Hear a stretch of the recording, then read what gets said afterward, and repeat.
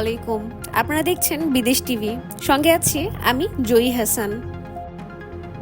200 থেকে 300 এর বেশি প্রবাসী বাংলাদেশি নাগরিক সম্প্রতি ফেসবুক পেজে আবেদন জানিয়েছেন চিফ অ্যাডভাইজারের আন্তর্জাতিক বিষয়ক দূত মোহাম্মদ লুৎফর সিদ্দিকীর কাছে। তাদের একটাই দাবি, ভিসা বন্ধের অবসান এবং নতুন ভিসা ও স্পন্সর ট্রান্সফার চালু হোক। তারা বলেছেন, আমরা অবৈধ হতে চাই না। আমরা ভালো চাকরির সুযোগ পেয়েও কোম্পানি বদলাতে পারছি না। বাংলাদেশ সরকার যেন কূটনৈতিকভাবে দ্রুত ব্যবস্থা নেয়। অনেকে ফেসবুক বার্তায় হুঁশিয়ারি দিয়ে বলেন, যদি বাংলার জনগণকে ক্ষিপ্ত করেন তাহলে রেমিটেন্স বন্ধ করতে বাধ্য হব। আমরা চাই না সেই পথ নিতে, কিন্তু সম্মান নিয়ে বাঁচতেও চাই।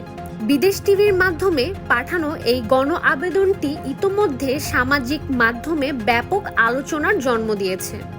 চলুন এবার দেখি দুবাই প্রবাসীরা ভিডিও বার্তায় সরাসরি কি বলছেন বাংলাদেশ সরকারের কাছে। ভাই, পুরনো কোম্পানিতে থাকা মুশকিল, এখন যদি ভিসা ট্রান্সফার না করে ইউএতে থাকা আমাদের অনেক মুশকিল হয়ে যাবে। ইরাতে অবস্থানরত প্রবাসী বাংলাদেশিদের জন্য ভিসা ট্রান্সফার সুবিধা চালু না থাকার কারণে আমাদের কর্মস্থলের স্থিতিশীলতা বজায় রাখতে কষ্ট হচ্ছে। আরব আমিরাতের অবস্থানরত বাংলাদেশি প্রবাসীদের জন্য দীর্ঘদিন ধরে ভিসা ট্রান্সফার সুবিধা চালু ছিল, যা তাদের কর্মসংস্থানে স্থিতিশীলতা বজায় রাখতে সহায়তা করত।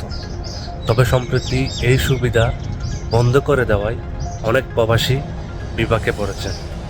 আমরা আমাদের সুন্দর ভবিষ্যতের জন্য বা ভালো অপরচুনিটির জন্য আমরা ট্রান্সফার ভিসাটা চালু যাচ্ছি। তাই আমরা আরব আমিরাত প্রবাসী ভাই সকলেই চাচ্ছি অতি দ্রুত সময়ের মধ্যে ভিসা ট্রান্সফার সুবিধা চালুর জন্য আপনাদের সুদৃষ্টি কামনা করছি। তাই দ্রুত ভিসা ট্রান্সফার সুবিধা পুনরায় চালুর দাবি জানানো হচ্ছে।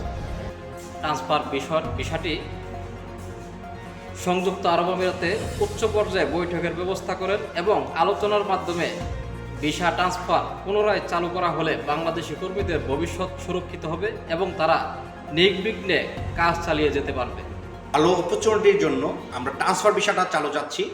সংযুক্ত আরব আমিরাতের উচ্চ পদস্থলের যারা কর্মকর্তা আছে তাদের সাথে যদি আমাদের প্রবাসীর বিষয়টা একটু আলোচনা করে, তা আশা করি অবশ্যই আমরা সুফল পাবো এবং আমরা দেশের উন্নয়নের সাথে দেশের রিমিটেন্স বৃদ্ধির জন্য আমাদের প্রবাসীর যে সমস্যাগুলা সুদৃষ্টি দেওয়ার জন্য আন্তরিক অনুরোধ রইল।